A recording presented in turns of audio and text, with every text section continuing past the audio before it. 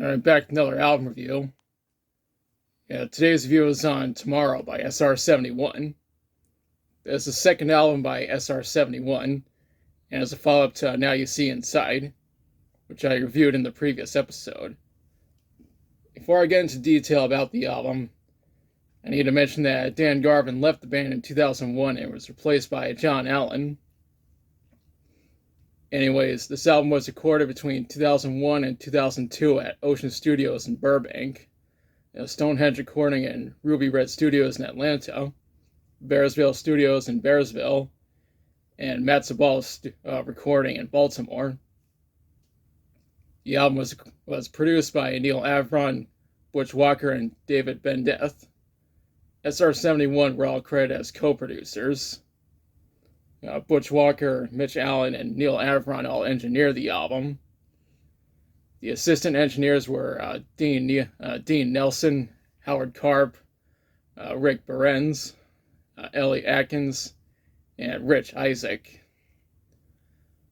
The mixing was done solely by Neil Avron at the Mix Room in Burbank. Ted Jensen mastered it as Sterling Sound.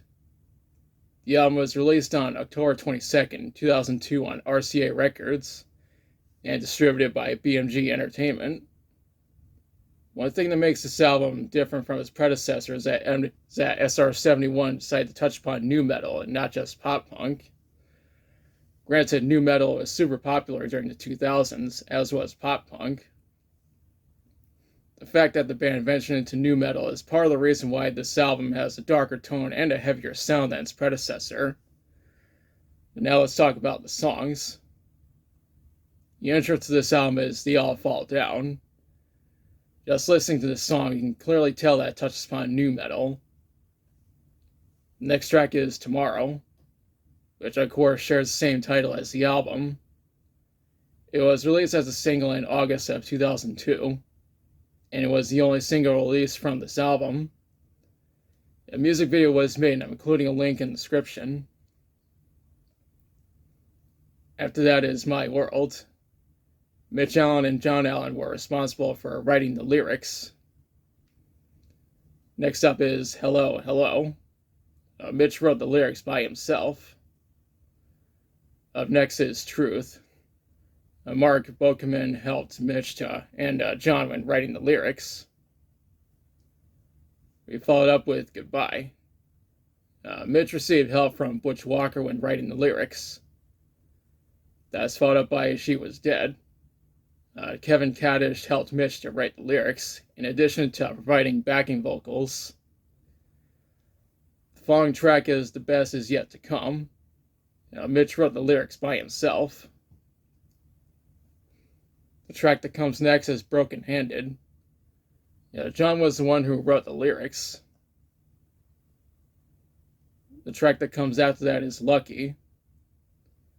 Jeff Reed was the only member of the band who didn't write any of the lyrics.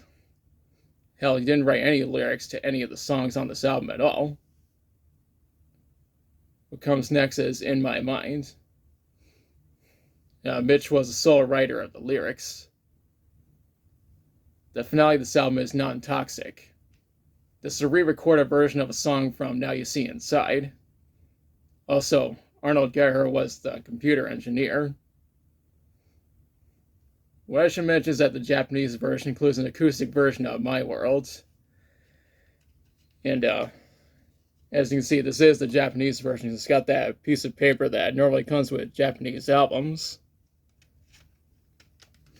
And you can also see the Japanese text on the bottom right there.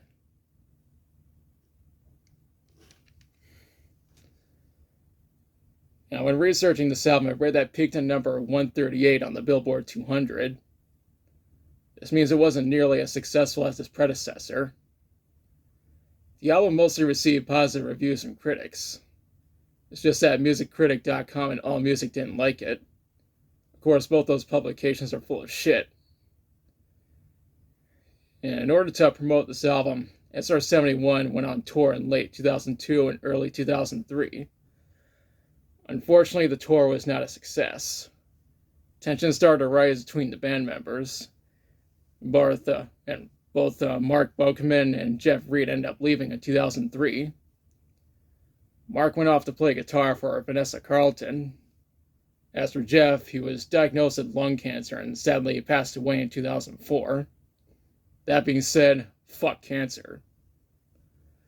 Mitch and John decided to bring in Pat Dement as their new lead guitarist, and Mike Rocco as their new bassist. This meant that Mitch was the only original member who was still with the band. Sadly, they were dropped by RCA Records afterwards. More on that in the next episode. And now for my thoughts. I think this album is better than its predecessor in some ways. It's just sad that the album was not a success, because SR-71 could have been huge. Overall, I recommend checking out this album. Now's the part where I question you. Have you listened to Tomorrow? If so, what do you think about it? What's your favorite song from it? Do you think this album should have been successful? Was it wrong for RCA to drop SR-71? Now let me know in the comments. If you liked the video, be sure to like, share, and subscribe. Be sure to press the notification bell to be notified of future videos. Thanks for watching. I'll be back soon with another review.